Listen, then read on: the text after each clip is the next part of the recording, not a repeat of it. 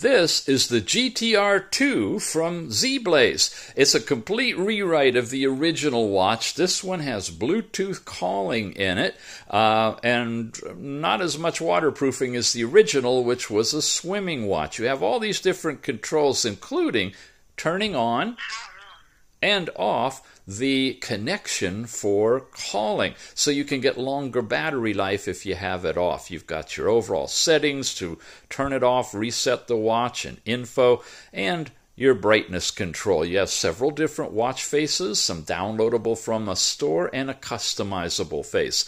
Push notifications sent from your phone. You've got all of your call records, dial pad, and switching it on and off when you're set up for making calls. And then your overall app drawer is here as well, with lots of different things from training, heart rate, blood pressure, blood oxygen, sleep time, and more. As you keep going around here, you also have your step count from the current day, your continuous heart rate and the current heart rate.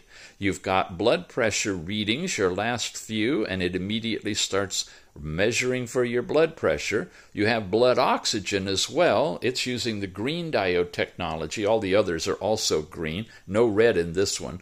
A music player to play remotely on your watch, the music on your phone, but no storage for songs in this one.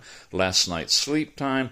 The overall training section we just looked at that gives you access to all these: running and cycling, badminton, lots of different capable activities you can do. There's no GPS, so all of your distance is based on step count. You've got weather forecast push from your phone in centigrade or Fahrenheit, and that's it. Several watch faces that round it out. You've got it available in different colors. This is a silver one with kind of a brown brand on it, and a little bit on the thick side, but definitely distinctive, with a pill button and a round button, and it's the GTR2. Check it out.